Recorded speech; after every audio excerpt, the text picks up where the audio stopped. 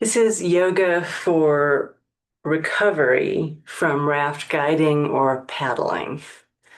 Yoga recovery for raft guides and paddlers. So we'll start on the floor. Need some floor space. If you're outside, just put down a mat or a blanket. Calf stretches. Toes curled under, pressing that heel back. You could also push through the arms and do more of a whole back of the leg opening. This leg just dangles and draw that outer hip back, straightening the knee as much as you want. Same thing, other side.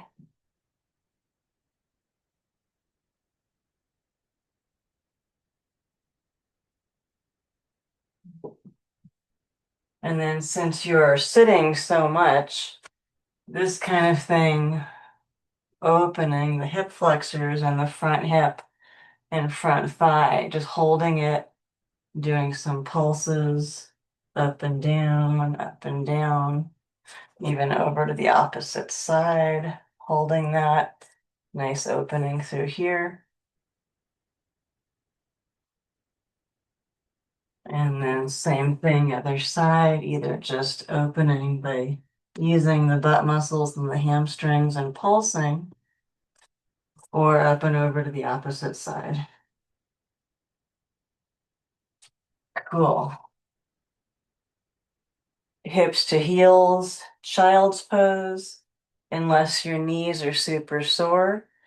But this can be a nice position of rest for the spine. Lower back.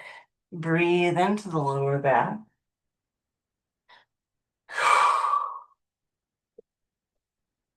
And then take a blanket and roll it up into a cylinder. So you have a little blanket roll. A pool noodle or a rolled yoga mat would work. The huge foam rollers are going to be a little bit too big.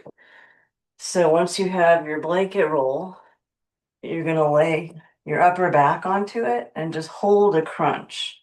Even though you're using your core the whole time when you're paddling, you're not usually in this direction with gravity coming down this way on you. You're usually upright. So this way, just holding a crunch will really allow the back muscles, the erector, spinae on either side of the spine to lengthen and release. Holding this crunch, you can go side to side a bit, like so. And yes. I was like, did I start the recording? I did. After you've gone side to side a few times, lengthening those erectors on either side of the spine, then you release the shoulder blades. So it feels like a literal unhunching of the back, which you need when you're rafting and paddling all day. Ah, and then you fully breathe out, which invites uh, nervous system balancing. Whenever you exhale completely, like the sigh, not only is it going to signal you to soften, it signals your body to digest and heal things. So sigh equals soften, rest, digest, and heal. So you can do several deep breaths in this position, unhunching the upper back. Arms can be wherever you choose, any of these positions, maybe just straight out to the sides if your shoulders are tight. And then it's passive, resting and softening as long as you choose. This can be done anytime, even before you go to bed at night. And then a nice counter pose after this one, because the middle back might start to tighten up a little bit, is to then try it in different positions throughout the middle back. It might feel good to have some compression on those vertebrae. And then we end up with it under the sacrum, under the hips. So tailbone's hanging off the edge here. And then you're just gonna rock side to side. And it's a massage for the back of the hips, which are also probably getting tight from all the sitting and sometimes torsion, torquing that happens in your torso. So this, if you feel a tight spot in the back of the hips and want to stay there, you could stay there. And then bringing the knees in with this under the hips is a very restorative position for the lower back. So if your lower back is really getting tight, just hold this position for a long time. And rest here. You could then stretch out the backs of the legs, which you never have straight legs when you're rafting and paddling, right? So this is going to be necessary for your resting time to get some openings in the backs of the legs. This could be one at a time. Come to your sweet spot. You can do toes up and down.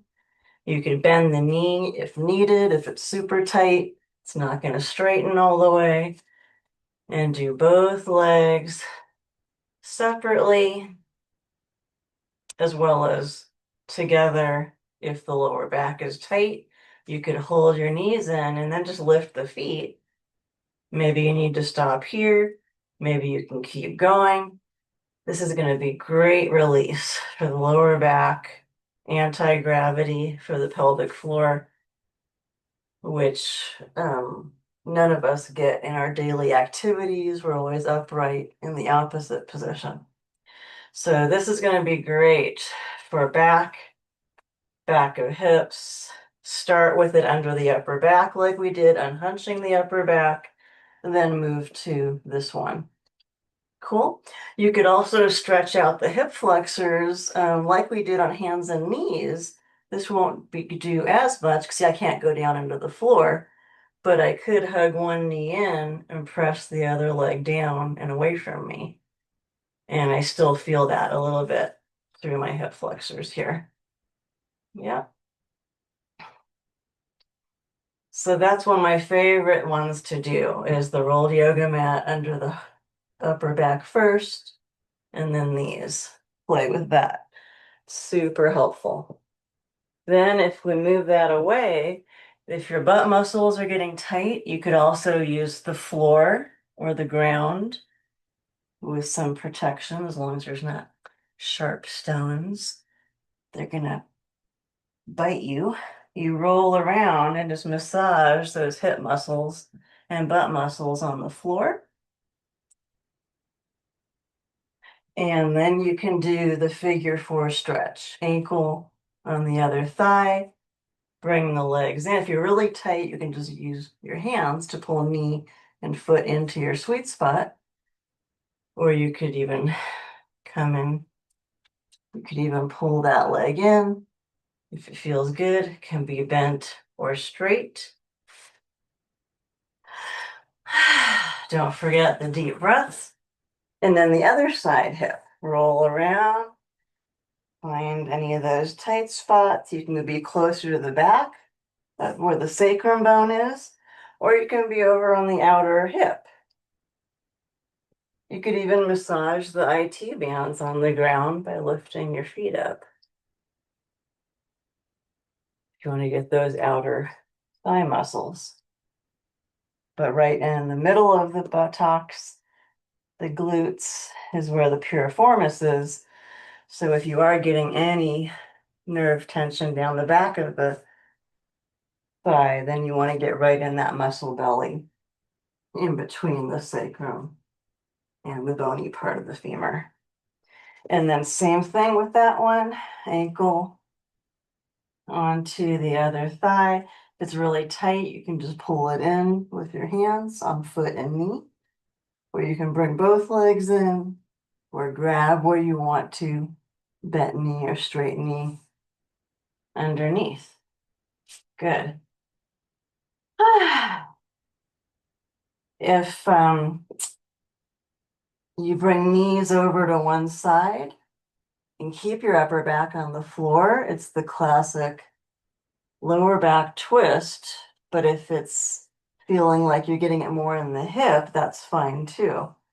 You then have a choice. Top leg could go further over and then reach this hand that's opposite from the knees. They go in opposite directions. Top knee and hand in opposite directions. This is going to be great for the pecs after all of your paddling to just reach, play different positions of the hand and wrist. Nice. Other side.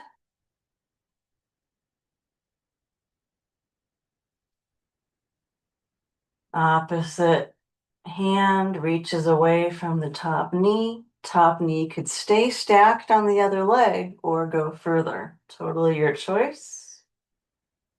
Deep breath. And another way, if the upper back is tight, to massage it, a self massage on the floor, is just lifting the hips up and then smush those muscles into the floor. And again, linger if you find a tight spot where it feels really good. You can smush it into the floor. And then holding that crunch, just like we did with the rolled blanket into the upper back, is also going to release those back muscles that go along either side of the spine. You could do the side to side like we did when the blanket was under our hips. Reach the legs up, toes down, open up the backs of the legs again. Good. And then for the arms, which are using a lot of grip strength, shoulder work, we're going to open up the nerve pathways of the arms since you're always holding something and always gripping something. So if you're on the floor, you could do a simple palm up, fingers to the floor, press, heel of the hand away from you, just for a nice simple stretch where you hold it open as far as you can first, then use the floor to get more. That's going to be really great. And then we'll do some more active, what we call nerve flossing. And this could be done standing. I'm just going to keep the camera where it is. So since all we're doing all day long in life in general, but also when you're paddling, is gripping things, pulling, coming in, shoulders come up. We want to do opposite of that. Shoulders out and down, ungrip, sometimes even reaching back. So if you reach backwards and do some straight arm pulses, that's going to be really therapeutic since all we're doing is in front of us and to either side. So reaching back is going to be great. Squeezing and tightening the backs of the arms, those triceps, straightening the elbows. That's never done when you're paddling. So we need to do opposite movements that balance out all that repetition and overuse. So if you straighten the elbows in a few different places, shoulders out of the neck and the torso, that's going to be therapeutic in and of itself. And then you could do the straight elbows reaching back, or you can make a hitchhiker thumb, turn it down, and then straighten the elbows using the triceps, and then the biceps get to release. So the back downwards, hitchhiker thumb, straighten the elbows, and breathe. That's going to really help the biceps and can also help the elbows. So now, standing or sitting like I am, we'll do some palm forward and some pushing away. Palm forward, push away. Do this a few times for each arm. That's going to start the process of bringing opening to this thoracic outlet where the nerves come out of the neck, C7, T1, and come through the collarbone area into the arm. So some pushing away, some palm forward. Good. And then we'll just focus on one arm at a time, where palms up, fingers down and towards you. And then you can bend it and stretch the neck on that side. You can even hold the shoulder down. And then you do that several times. So it opens one end of the nerves, other end of the nerves. One end, other end. Good. And then you try some palm down, bringing the fingers in, getting some different angles of those nerves. More for the wrist extensors than flexors here. And after you've done that several times, both palm up and palm down, arm opening, neck opening, then we switch. Start with palm up, fingers down and in, and then the neck.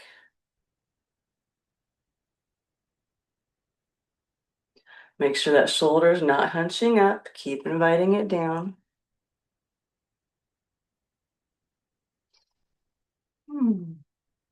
Good. And then after several of those, switch to the palm down, fingers in. Yep.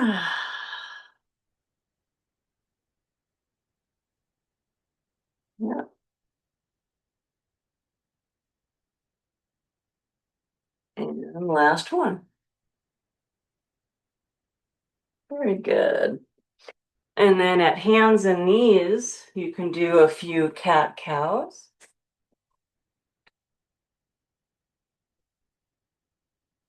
Rounding the back, shake out the head, tailbone down, head down, feels good. And then sitting bones up, belly drops down, heart forward, and you can look up as much as your neck wants. Elbows can soften on the drop belly cow and straighten on the cat. And cat cow is going to be great for your spine to get some lubrication, unlocking some of those spinal muscles again, just like we did on the rolled blanket or laying on our backs holding a crunch. This is going to feel really good too. Cat and cow. Good. You can also do that inner wrist stretch here, one at a time or both, fingers going opposite directions.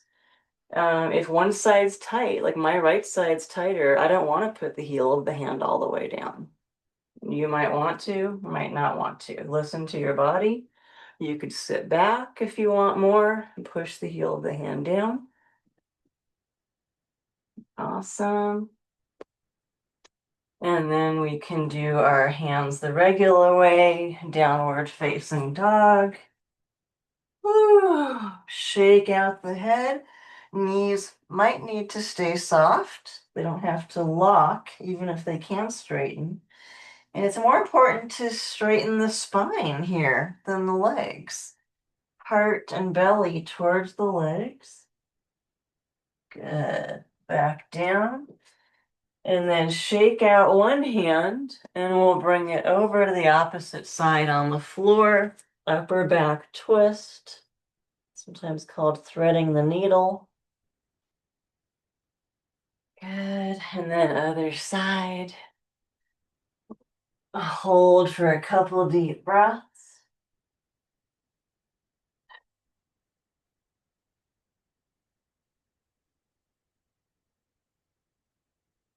Awesome.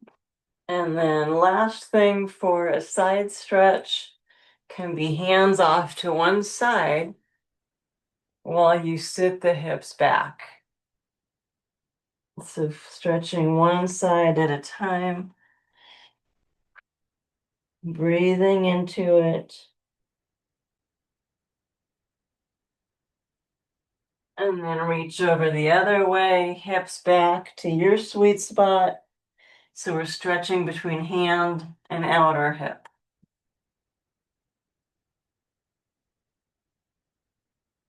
Good. And then these first things that we did open the front thigh, but you could also do a more focused stretch of that front thigh on side lying. And then a reminder that a rolled yoga mat can be used in place of a rolled blanket and could just be kept rolled up to do the unhunching of the back and then the massage underneath the hips. So if you want to use a rolled yoga mat, another thing it's good for is to smush out the calves. You put it behind the knees and come down.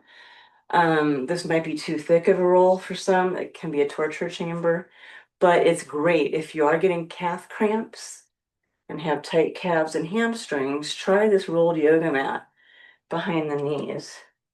And then you just kind of rock side to side, and it really compresses the calves and the hamstrings.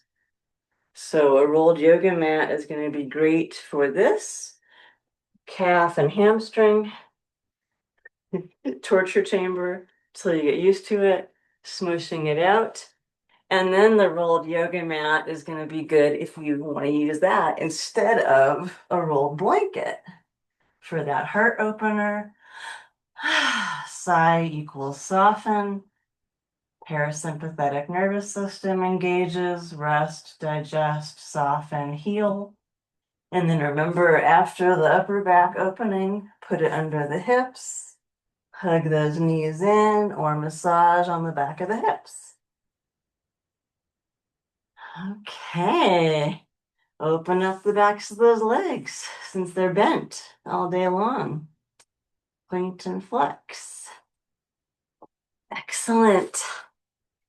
And I think that is going to be good. One other thing, last minute thought, is this kind of thing where you're pulling and stretching shoulder and upper back, upper arm, but while you hold the stretch, do some playful movement with the whole torso, shoulder, head, neck.